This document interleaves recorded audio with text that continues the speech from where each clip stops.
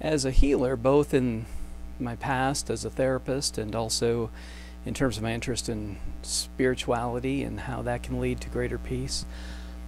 One of the main questions I've been trying to figure out is, why is there so much suffering in the world? Why are so many people unhappy? And even people that appear happy, when you get to know them, they have a lot of anxiety, depression, a lot of suffering behind the surface. Even if they're presenting well at their jobs or in their day-to-day life, when you get to know them, so many people are miserable. And yesterday I completed the book Sex at Dawn, and it was really a confirmation of what I've been suspecting for about 16 years. 16 years ago I first became interested in polyamory, and since then I've tried monogamy a few times, and each time ended up feeling worse than wherever I was at the beginning of the relationship emotionally. And so I think that Sex at Dawn provided a kind of anthropological, biological confirmation of what I suspect, that our natural state is not one of monogamy. If monogamy came so easy to us, then there wouldn't need to be so many rules and so much suppression against it, or so much cheating and so much sublimation through porn, and just on and on and on. It just doesn't seem like what we're into. But it seems from a Sex at Dawn perspective that although our bodies are not aligned with monogamy, it came around when we stopped being foragers / hunters and gatherers, and we began owning things, owning property, the agricultural society. We're no longer a part of nature. We were trying to own parts of nature. And so, therefore, people became property as well. You started to own other people. And so, with this invention of owning other people, there are a lot of different implications that go along with that in terms of our personal spiritual growth, such as unconditional love. There are so many people that speak of unconditional love, and yet at the same time they are always willing, in most cases if they're monogamous thinking, to put in a big kind of asterisk to that concept, which is only sex with me. And there are a lot of people, pretty much everyone that I've known well, when they've gotten to the point of honesty, there are a lot of people who would like to be able to be sexual with other people, but there are two conditions to that. They are waiting for permission, and they would like their partner to not be able to do the same thing due to jealousy. So breaking those things down, the way I look at it, permission, the need for permission to do something that you want to do leads to resentment. And so there are so many conflicts in traditional relationships. A lot of advice and guidance and counseling related to couples therapy and couples advice and what self-help books they read and stuff like that relate to managing conflict and dealing with conflict, and how to be appropriate with your conflict, when in reality, from what I've seen personally and through other people I've known that are honest, there's so much conflict that if this was a friend, you probably wouldn't be friends with that person. But there's a kind of chemical, psychological, sociological addiction that forms that keep people together.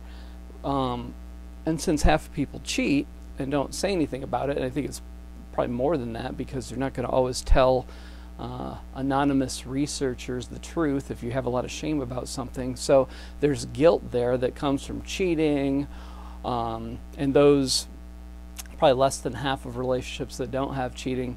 There's flirting, creating energy with others, trying to get needs met without crossing the sexual line, and so forth. And so the guilt that comes from lying to your partner contributes to more conflict, because you project your guilt and it leads to more conflict. So the other thing, in addition to waiting for permission, is jealousy, not wanting your partner to have the freedom that you have. Because when people get to the feeling of jealousy or possessiveness about their partner, there's no reason to question it in most, large cultures on the planet. It's just wrong for anyone to be sexual with anyone else. And so that's it. That's the end of your thought process. There's no critical thinking after that.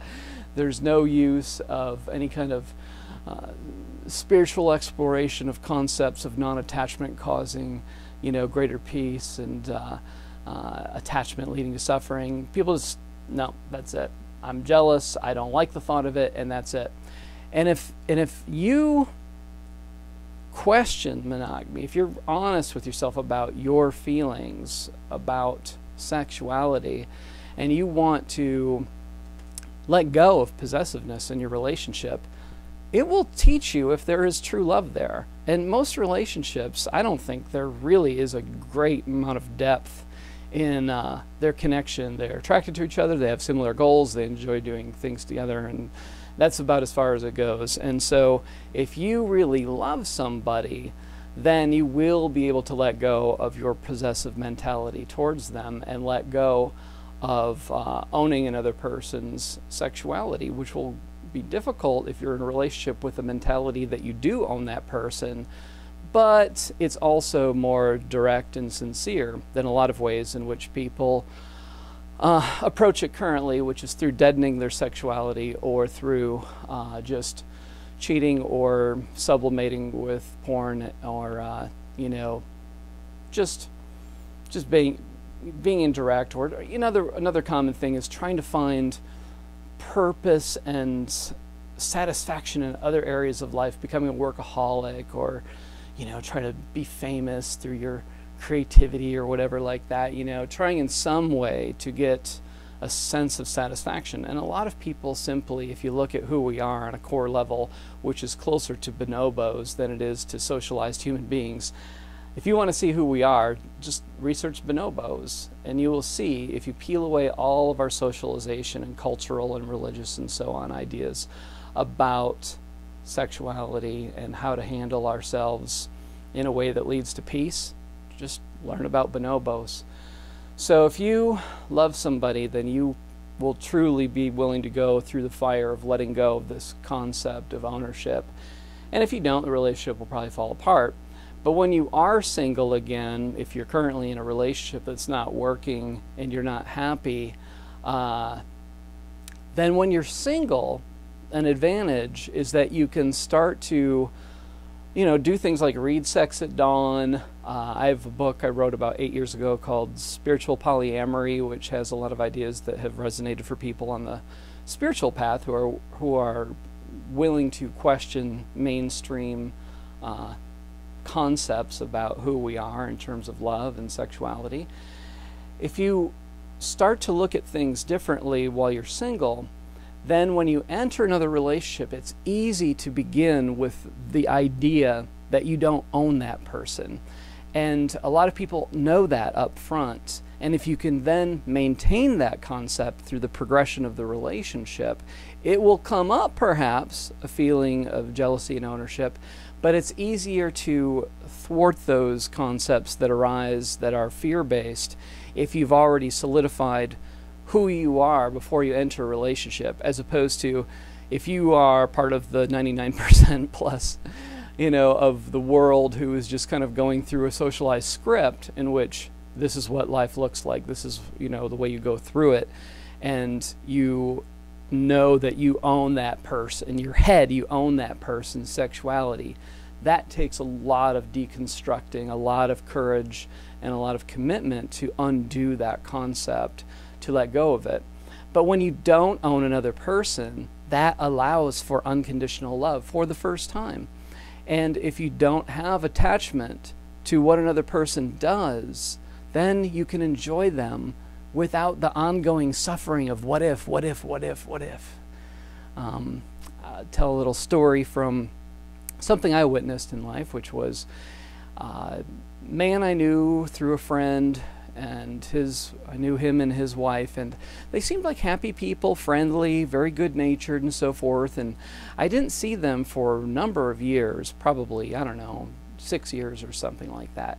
And I heard through my friend that during that time the man had met somebody through work or whatever that he was attracted to and started seeing, wanted to leave his relationship, and his wife became very ill when he, it was clear that he was leaving. I believe it would be safe to say she was somaticizing and ended up in hospital, and just, basically the physical manifestation of the concept, I cannot live without you, upon which so many love songs are based upon this premise of codependence. And so she got really sick. He eventually, I guess decided to stay with her and not be with this other woman who was interested in it and so forth. And I saw them after many years had gone by and they'd gone through this whole drama. And one thing that was so clear to me was the bitterness that he had towards her. Things that when I had hung out with him in the past I never saw. He would look for opportunities to make passive-aggressive jabs at little things that she said. And I was just like, ugh, this is really gross. This is really disgusting. But I do believe that making a compromise and being in a situation sexually that you don't really want to be because of some, psychological manipulation or codependence, that leads to resentment. And that's happening all the time in traditional relationships. So much manipulation to avoid feelings of jealousy, to avoid feelings of loss. So what I perceive as a new sexual revolution occurring, and when I say revolution, keep in mind that even like in the 60s, the sexual revolution did not impact, I don't think anyone in my entire extended family in Michigan was affected by the sexual or counterculture revolution in the 60s, but even if you have like less than 5% of the population who are pioneers, who are people who are willing to look at life honestly, that can represent a revolution in the way of people thinking. And I think that the majority of people are not going to change in this lifetime because they're, most people are just following the socialized script that they're handed. They're trying to recapture happiness by doing things that remind them of childhood, and they're just trying to do everything right and get ahead, and all the kind of various trappings that there are in this world that people try to satisfy themselves with. But there are also, and I think it's time, at least in this country of the United States, where you feel a desire for change brewing and a lot of dissatisfaction. I think this is true in many places around the world, but I feel it. It's very, very palpable, like just in the air, like people looking to rebel, and they know something's wrong. And there it is, I think, beneath the surface all along. It's how we look at our sexuality and the dissatisfaction that comes from being told we're monogamous, but actually going through a series of relationships, using up people until there's some conflict that's unavoidable, and then going on to another person and continuing to think that it's a matter of finding the right person as opposed to questioning the system. And what could be different this time around in this revolution as opposed to the 60s? I think greater understanding of who we are as individuals. Also, it not just being about getting off, looking for sex. I mean, if you want to have a lot of sex, polyamory is not necessarily the way to do it if you're a guy. A lot of guys, they just kind of go through a series of short relationships and sabotage them, or, secretly have other women that they're seeing, keeping it casual, looking for reasons to move on if it gets too dull, and then just, continuing to go through a series of relationships, whereas polyamory is about sustainability. And this is for people that, want long-term sustainable relationships, enjoy the connection with other people that can unfold and occur over time. And currently, unfortunately for a lot of people, their friendships are where they get that sense of sustainability from, because they can be known, they can talk about all their sexual fantasies and flirtations and thoughts and ideas that relate to sex with their friends, but not with their partner, because they're too afraid. And I feel that the most core aspect of being on the spiritual path is to live honestly. We're here to have a life of integrity and being transparent with the people that we care about. And I believe even that people will manifest disease and illness if they're not having an authentic life. I knew a guy who, he cheated on his wife who had made it, or partner, I don't think they were married yet, but she had made it clear that there was no tolerance for that because she'd been cheated on before. She was not going to put up with that. And you know, like any time, if we put a lot of energy towards something that we fear, it manifests. So he cheated on her, and I tried to convince him that based on what I'd learned, you can't really have a healthy relationship with somebody if you have secrets that you're keeping from them, because they constantly remind you of their guilt, of your guilt. And so he decided that he was not going to tell her, even went to counseling. And you know, a lot of times counselors, they're not in a position that I'm in of just being honest with people, because there are, you know, kind of guidelines about not putting your values onto your client, which is good. But you know, a lot of times counselors can be enablers if you are doing something that is destructive, that has a kind of you know, bad karmic component to it. So he decided not to tell her. And anyways, I heard he had some problem with his testicles a short time later. And I think that this somaticizing that people experience a lot of times in their body, it's our own inner wisdom fighting against us.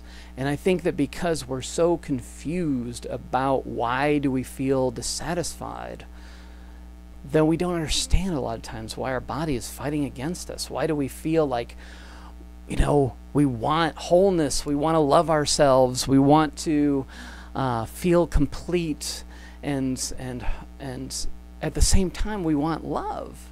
And yet so many attempts at love, even for the people who are very spiritually self-aware and so forth, they fail.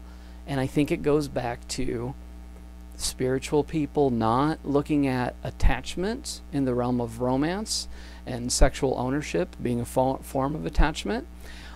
And it also goes back to the concept of unconditional love and there being an exception in which you can say you're unconditionally loving a person when in reality you still see yourself as owning them sexually. So those are major components, those insights that I think are core to this new, what I perceive as an unfolding sexual revolution, in which we're not rebelling against the man, we're not rebelling against corporations and institutions, although there's still some of that. But in this particular issue, it's not external entities that we have to rebel against. We have to look at our socialized belief systems and our ego. That's what we have to rebel against to ever become free and ever enjoy love without it being just a process of subtle control and manipulation to make sure this person's not going to be interested in anybody than you forever. Because the way we're programmed, ownership might feel congruent for 2 or 3 years or whatever. It varies from person to person based upon their libido, their socialization, and opportunities that arise sexually. But as time goes by, it's probably not for most people going to be appealing to only be with one person until you die, because then that leaves the option of death in order to experience the diversity for which you're biologically programmed. So read Sex at Dawn, you'll see what I'm talking about if you're into spirituality. And even if you're not, check out my book, Spiritual Polyamory, because it goes into a lot of these ideas at a more core level. And question the reality you've been handed. Look at yourself and others. Look at the people you've known who've been honest. How is this system working for you? And if it's not, be courageous enough to question it and live your life congruently instead of just being an actor. Thanks for listening.